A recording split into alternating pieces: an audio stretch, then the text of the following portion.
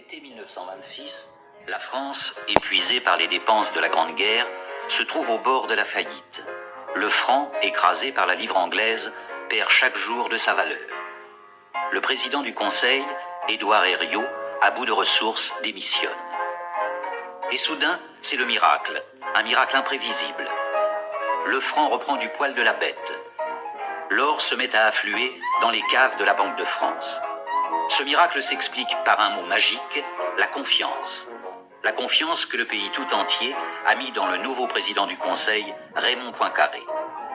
Mais si cette nouvelle conjoncture s'avère des plus avantageuses pour l'ensemble de la nation, il n'en va pas de même pour les gros spéculateurs qui avaient misé délibérément sur l'effondrement continu de notre monnaie et qui sont bien décidés à ne pas se laisser faire. Le monde change. Encore balbutiante voici quelques années, l'aviation prend soudain un essor triomphal. C'est l'époque des grandes aventures aériennes. Une nouvelle race de héros est en train de naître, celle des conquérants du ciel. Les raids se multiplient de ville à ville, de pays à pays, de continent à continent, abolissant les frontières, réduisant les dimensions de notre planète. Toutes les nations participent à l'émulation générale, des plus anciennes et traditionnelles comme la Grande-Bretagne, aux plus jeunes et révolutionnaires comme l'Union soviétique, que la France, après bien des hésitations, vient de se résoudre à reconnaître comme État. 1927. Une affaire politico-criminelle bouleverse le monde. L'affaire Sacco et Vanzetti. Dans tous les pays, des hommes de bonne volonté se mobilisent pour tenter de sauver de la chaise électrique Nicola Sacco et Bartolomeo Vanzetti, deux travailleurs italiens anarchistes émigrés aux États-Unis et condamnés à mort sans preuve évidente pour le meurtre d'un convoyeur de fonds. Manifestations, pétitions, interventions pressantes des plus hautes personnalités internationales, rien n'y fait. Le président Coolidge et le juge du tribunal de Boston, Webster Thayer, demeurent inflexibles. Le 22 août 1927, Sacco et Vanzetti sont exécutés. De New York à Tokyo, de Stockholm à Buenos Aires, ce n'est qu'un cri d'indignation. De sanglantes émeutes éclatent un peu partout. En France, le mouvement anarchiste, quelque peu en sommeil depuis la guerre, retrouve un regain d'activité. Les bombes recommencent à exploser ici et là. En octobre 1917, commence la révolution soviétique qui va renverser le tsar Nicolas II. Ce dernier, prisonnier avec toute sa famille, est d'abord interné à Tobolsk, puis à Ekaterinbourg, à la frontière sibérienne. C'est là que, dans la nuit du 17 juillet 1918, devant l'avance des armées blanches de Sibérie qui menacent la ville, les bolcheviks décident en toute hâte le massacre du tsar, de la tsarine et de leurs enfants, le grand-duc Alexis, les grandes duchesses Marie, Anastasia, Tatiana et Olga. Quelques jours plus tard, le 25 juillet, la ville était reprise par les troupes blanches de l'amiral Koltchak.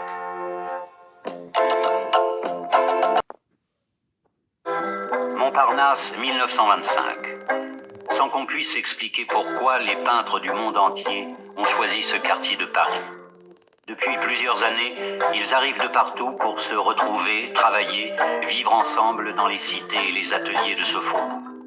Une concentration d'artistes unique en son genre, devenue célèbre sous le nom d'École de Paris. Quartier à la mode aussi, qui attire fêtards et noctambules. Un étonnant mélange de bohème, de folie, de luxe et de misère. Une vie nocturne trépidante, excessive. L'art ici paie un lourd tribut à l'alcool et à la drogue qui ravage cette collectivité instable où ne compte ni passé. 1925. Il y a déjà plus de 2 ans que Benito Mussolini, à la tête de ses chemises noires, prenait le pouvoir en Italie à la suite de sa marche sur Rome. Depuis, le régime fasciste accroît chaque jour son emprise dictatoriale. Dès 1924, une vague de répression déclenchée par les chemises noires déchire les rangs de l'opposition et Mussolini ne recule même pas devant l'assassinat pur et simple du député Matteotti, secrétaire du Parti socialiste. La persécution devient telle que pour échapper au camp de déportation, beaucoup d'opposants quittent clandestinement la péninsule, mais ils sont traqués par les services secrets du Duce qui s'efforcent d'éliminer les noyaux de résistance qui se constituent un peu partout en Europe. 1929. Depuis déjà 10 ans, la prohibition de l'alcool a été imposée aux États-Unis par le Volstead Act. Une mesure plus néfaste que bénéfique, car elle n'a fait que favoriser le développement gigantesque d'un banditisme basé sur la fabrication et la vente de l'alcool clandestin. Grâce à elle et à la corruption qu'elle engendre, Al Capone a pu se bâtir un véritable empire d'où il nargue les autorités fédérales.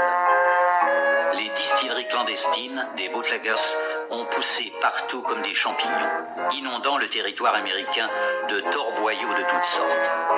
Mais il existe une clientèle raffinée, prête à payer n'importe quel prix pour une marchandise de qualité. Chaque bouteille de vrai cognac ou de vrai champagne français vaut là-bas une fortune. Aussi, beaucoup d'aventuriers essaient de tenter leur chance en France pour exporter aux USA. Une situation anarchique à laquelle le roi Al Capone a décidé de mettre bon ordre. Dans la série Les Incorruptibles, nous vous présentons le roi de l'artichaut. Avec Robert Stack, l'inspecteur Elliot Ness, Jack Weston, Al Rosillo et Robert Ellenstein.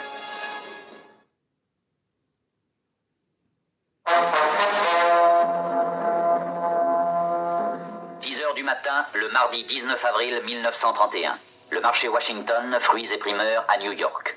Vous dormez vraisemblablement encore, profitant de ces précieuses minutes qui précèdent la sonnerie du réveil. Mais il y a longtemps que l'activité règne dans ces halles qui nourrissent la ville au plus gros appétit du monde. Toutes les 48 heures, près de 25 000 tonnes de fruits et légumes y sont acheminées au cours de la nuit, représentant un chiffre d'affaires de millions et de millions de dollars. Une cible de choix pour la pègre, toujours à l'affût de profits possibles. Mais on y compte aussi des gens sympathiques, tels que les Sestari, Angelo, Sofia, sa femme, et leur fils Anthony. Ils travaillent dur, sont heureux, s'efforçant de vivre en honnêtes commerçants. Hé, Tony, je vais le faire, laisse. Bonjour, amiral.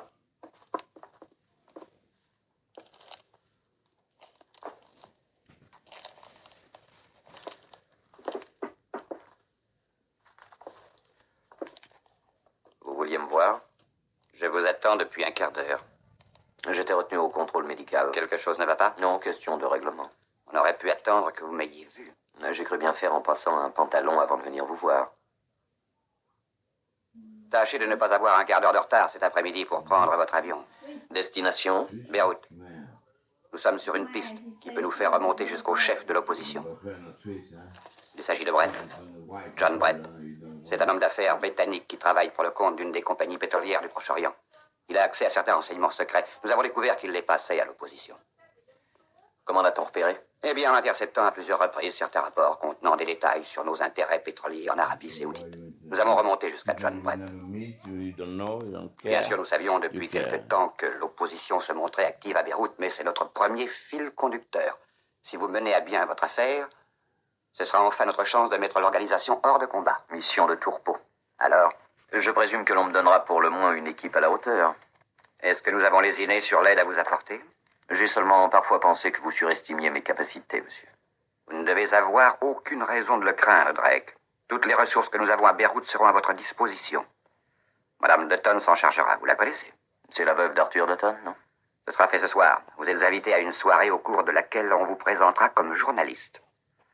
Et Monsieur Brett sera de la fête. Vous rendez-vous compte, monsieur? La Gazette hebdomadaire.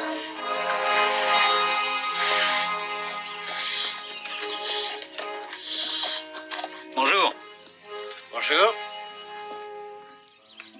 Vous avez coupé à travers champ, on dirait. C'est loin le fort Considine? 1 heure au petit trot, vers l'est. Merci. Et là, pas si vite. C'est bien au fort Considine que vous voulez aller? Pourquoi on n'a pas le droit? Eh ben, les soldats déménagés, il y a déjà des lustres. Il y a tout qui commence à tomber en ruine. Les hurlements des coyotes ont remplacé le son du clairon. Venez au fort Considine, toutes affaires cessantes. Vous seul pouvez m'aider, urgent, colonel J.J. Sykes. Vers l'est, vous dites? Merci. Je m'appelle Randall. Et moi, Jacques Radovitch. Je suis heureux de vous connaître. Qu'est-ce que vous venez faire? Bon, je ne fais que passer. Est-ce que je peux vous demander une tasse de café? Mais oui, vous n'avez qu'à vous servir. Merci beaucoup.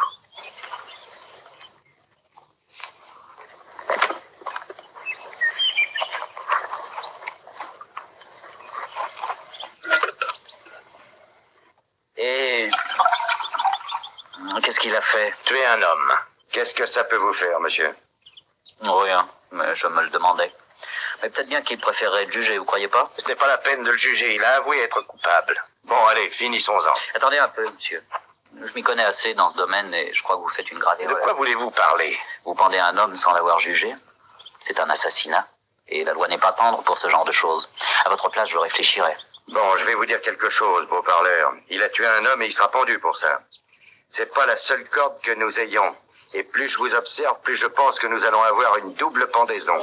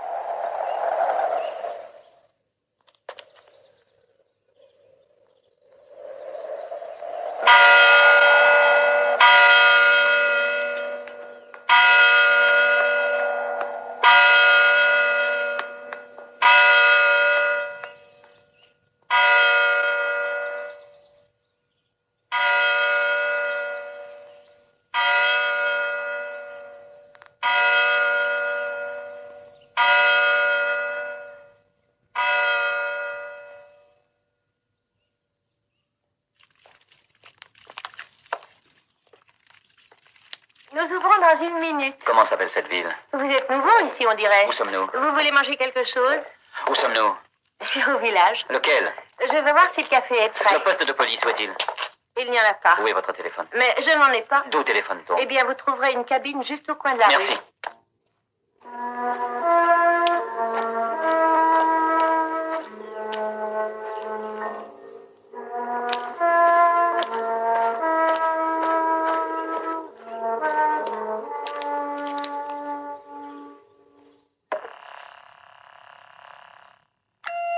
Quel numéro? Quel est l'indicatif de celui-ci? Quel numéro?